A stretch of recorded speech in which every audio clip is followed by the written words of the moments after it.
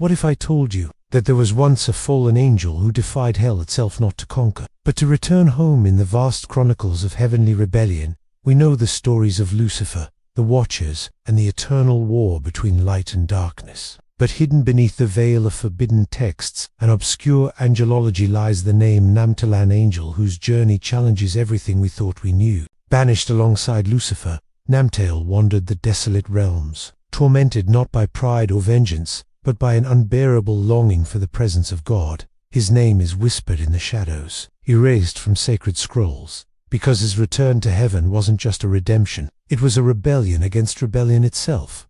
Why did Lucifer fear Namtael's return? What secret path did Namtael take back into heaven's courts? And what does his journey mean for us creatures caught between sin and grace? In this video, we uncover the forbidden journey of Namtael, the fallen angel who chose repentance over pride, and whose story terrifies the forces of darkness to this very day. The forgotten name among the fallen in the vast archives of ancient angelic lore. One name appears only in whispers. It is not listed among the mighty archangels nor counted among the Watchers who fell at Mount Hermon. He is not a prince like Lucifer, nor a monster like Azazel. He is ... Namtael, the forgotten one, the anomaly, the fallen angel who dared to walk back into heaven. Unlike the rebellion of Lucifer, which was loud, defiant, and apocalyptic, Namtael's fall was quiet, subtle, almost unnoticed by the hosts of heaven. He did not raise his sword against God. He did not chant war cries against the Almighty.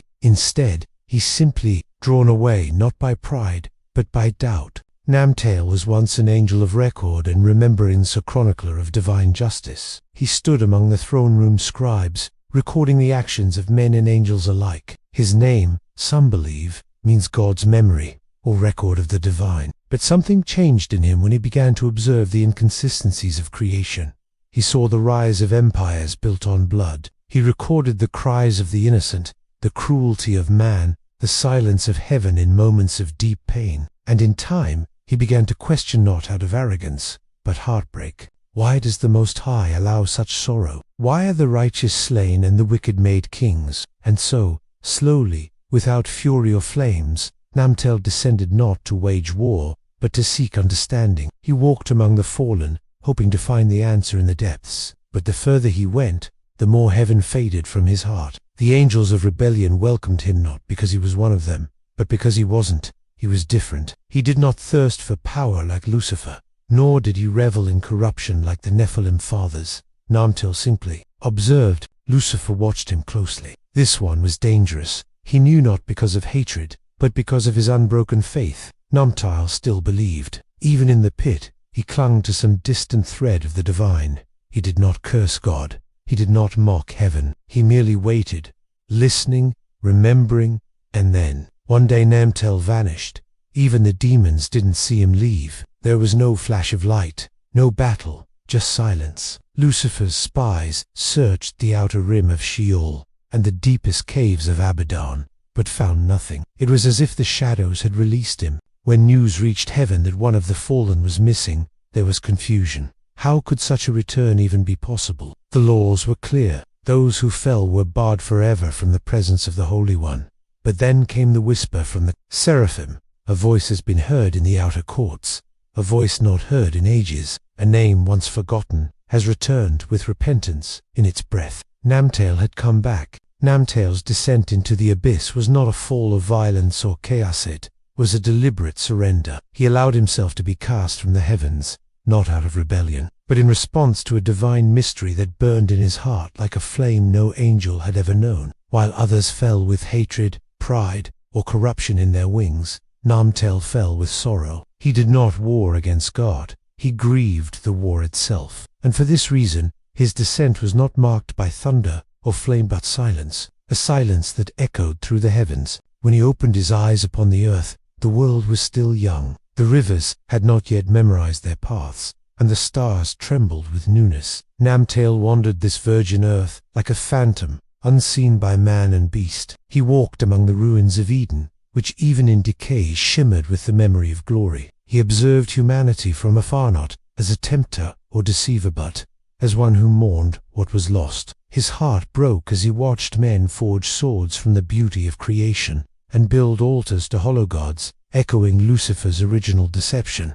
You shall be as gods. Namtael spoke to no one. He remained hidden for centuries, walking among shadows, recording the scenes of men not for judgment, but for intercession. He still bore within him a shard of heaven, a longing to return not for himself, but to beg on behalf of the race that had been deceived. But heaven was sealed. The gates that had once opened to song and incense now shut like stone against the fallen. And though Namtael had never cursed the name, his wings were still torn, his light still dimmed, and his name struck from the heavenly record. It was in the desert of Ur that Namtael first heard the whispers. Other fallen ones had sensed his presence. They mocked him, called him the penitent. They hated his silence, his refusal to join their schemes, for the fallen seek company in corruption. A lone soul that resists it is an offense. And Lucifer, once prince of the morning, was no longer silent. He sent visions into the night, dreams of torment, distortions of truth. Namtael resisted, but each night the assault grew darker, deeper, more personal. Lucifer, who had seduced nations and contended with archangels, now regarded Namtael as a threat, not because of strength, but because of hope. For if one fallen could return, then the myth of irredeemable exile would be shattered. The rebellion would be weakened, not by war, but by repentance, and that terrified the adversary. Namtael's turning point came in a vision. As he wandered near Mount Horeb, he was enveloped in fire, but not the consuming fire of judgment. It was the fire of revelation. In the flames, he saw the future, a cross upon a hill, blood spilling into dust, and the heavens torn open once more. He saw the face of a man glowing with divine light, pierced, crowned, crucified, and in the eyes of that man, Namtael recognized the Word, the very logos he had once worshipped in the courts of the Almighty. He fell to his knees not as an angel, not as a fallen, but as a servant, and he wept, for he understood now that heaven was not only holy, it was merciful, that the heart of God was not merely fire and law, but love so fierce it would descend into flesh, into death, into the grave, just to call back the lost. This revelation burned away the last residue of despair in him, and in that moment the skies opened not physically, but spiritually. He could sense the throne once more, feel the pull of the divine, and though no voice spoke, he understood. Repentance was not a weakness, it was a door, but returning would not be easy. The fallen do not ascend by wings, they ascend by wounds. Namtael began his journey, not upward, but downward into the hearts of men. He served anonymously, appearing in dreams, comforting the broken, whispering truth where lies had taken root. He became a secret guardian, a ghost of grace. Not all heard him, but some did.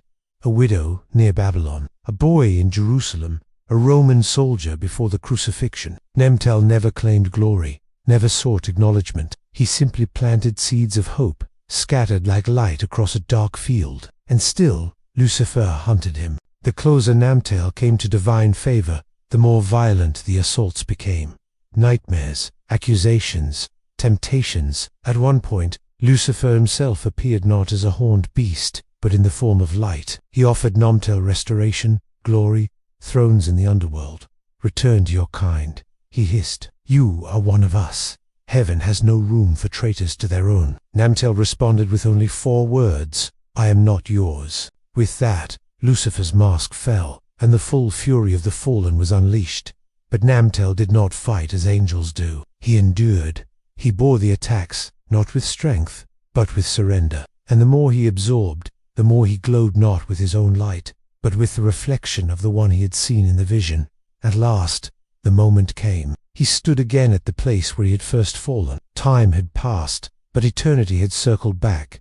The skies trembled. A voice ancient in new code, not in sound, but in spirit, "Return." And with those words, Namtael was lifted not by force, but by mercy. His torn wings were mended, not by might, but by grace. He ascended not with the legions, but alone like a flame rising from ashes. When he entered the outskirts of the heavenly realm, the angels paused. Even Michael looked upon him with wonder, for never before had one who fell returned. Never had repentance undone the exile. Namtael did not speak. He simply knelt, and from the throne, a figure rose not, distant, but near, the same face from the vision, the same eyes filled with sorrow and glory, the Lamb who had been slain. And he approached Namtael, lifted him gently, and said, "You are never forgotten." In that moment, all of heaven rejoiced, not with thunder or trumpet, but with awe, for grace had done the impossible. And in the chambers of eternity, a new record was written, not of a war, but of return, not of judgment, but redemption. Namtael became a silent witness in the heavens, a testimony to every soul who believed they were too far gone, too broken, too lost. His name, once erased, was now etched in light, and Lucifer, in his throne of counterfeit fire, trembled. For if one could return, others might follow. Namtael's return sent ripples through the celestial realm. The very air of heaven shimmered with an energy that hadn't been felt since the morning stars first sang together. The angels, both seraphim and cherubim, watched in awe and silence as he walked, not as the one who fell, but as one who bore the marks of eternity and repentance. Heaven had never known such a precedent. There were protocols for rebellion, there were laws for loyalty, but there was no record, no decree, no prophecy about a fallen one returning. Gabriel, the archangel of God's mighty messages, approached Namtael in silence. His eyes scanned the scars upon the fallen one's wing, scars that no longer bled, but burned faintly with a strange, golden fire. "Ye passed through the flames," Gabriel whispered, "but what lies beyond them?" Namtael's eyes, darkened by millennia of sorrow and fire, lifted to meet Gabriel's. "Beyond the flames, there is no law but love, no fear, no pride, only the will to see the face of God again." He paused, "and to endure the burning gaze of truth." Then came Michael, the great warrior of the Lord, not with a sword but with silence. He did not embrace Namtael, nor did he accuse. He stood, searching the soul of the one who once stood beside him in the armies of heaven, and later chose a path none dared to follow. Michael's question cut sharper than any blade. "Why did you return?" Namtael looked down. "Because I remembered." That answer haunted heaven. What had he remembered? Was it the harmony of the celestial song, the quiet joy of obeying the divine, or perhaps, deeper still, the echo of God's breath that first gave him life? None could know, yet the answer reverberated through eternity. Lucifer, too, heard the tremor of Namtael's return. From his dark throne, built upon the ruin of angelic pride, Lucifer watched as heaven opened its gates to one he deemed lost. Rage twisted his countenance, but beneath it stirred an ancient fear that perhaps he had miscalculated eternity. He's broken the decree. Lucifer roared to his inner court. No one returns. No one leaves the pit once they've embraced the fall. Beelzebub trembled, but he didn't embrace the fall. He wept in it, and now he walks in glory. Blasphemy. Lucifer spat. There is no glory after rebellion. But even as he spoke, shadows within his court wandered. For if Namtael, the silent one, the watcher who once refused to act in the rebellion, could return, then what of them? Had they, too, acted in blindness? Had they followed a deceiver into a war that had no victory? The halls of hell echoed with unrest. Meanwhile, in heaven, Namtael's presence sparked debate among the loyal. Some angels feared what he represented, the overturning of divine order. Others saw in him a mysterious fulfillment of mercy, the kind of mercy that defied comprehension, a mercy that could only come from the mind of God. Namtael did not speak often. He walked the golden streets quietly, visiting the places he once knew, the pools of divine reflection, the towers of praise, the mount where the names of angels were inscribed in fire. But it was in the chamber of silence where even angels removed their wings in reverence that he knelt and waited, and God came. Not in thunder, not in whirlwind, but in stillness. The throne blazed in white light, brighter than 10,000 suns, and Namtael bowed so deeply that time seemed to halt. A voice like rivers and stars and winds and morning spoke. "Why did you return, Namtael?" And again he whispered, "Because I remembered." What did you remember? That your love is older than your wrath. All of heaven stood still, for no angel had ever dared say such words. Yet it was truth eternal and undying. Wrath came because love was violated. But love existed before time, before light, before angels were named. Namtael continued, "I was lost in fire, but the memory of your presence endured. In the screams of the abyss, in the echo of rebellion, there was still a thread that led back to you, and I followed it, though it seared my soul." The voice said, "And now." Namtael lifted his head, his eyes glowing with divine sorrow and joy. "Now I ask for no throne, no restoration, only a place to bow forever. And the Lord said, "Let it be so." And thus Namtael became the silent witness of heaven's deepest truth. He stood behind no veil, beside no choir. He took no sword, no trumpet. He walked the fringes of paradise as the one who remembered and, because of that memory, returned. Lucifer's fury knew no end. He summoned dreams into nightmares, and mortals began to feel his anger. Stories twisted. The name Namtael was scrubbed from scrolls, lost in Apocrypha, buried beneath generations of doctrine. The churches never spoke of him. The rabbis, the mystics, the scribes, they all forgot. But in the quiet hearts of seekers, in the dreams of broken men and women who knew they had once fallen, there flickered the tale of a whispering wind, of a returning light. Namtael's story lived on in symbols, in the firebird, in the lone star returning to the sky, in the tale of the prodigal son. Every culture echoed it, though they knew not his name. And today, his name rises again, not to glorify rebellion, but to exalt redemption. His legacy is not in power, but in mercy, because in the story of Namtael lies the greatest mystery of all, that even among the fallen, some still carry the spark of heaven.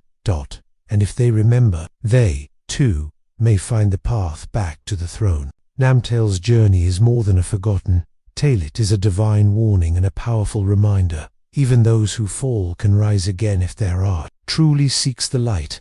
His return was not through battle or force, but through surrender, humility, and a love that could not die. While Lucifer clings to pride, Namtael became a symbol of hope for angels and for humanity. If this story moved you, share it with someone who needs to hear that it's never too late to return to God.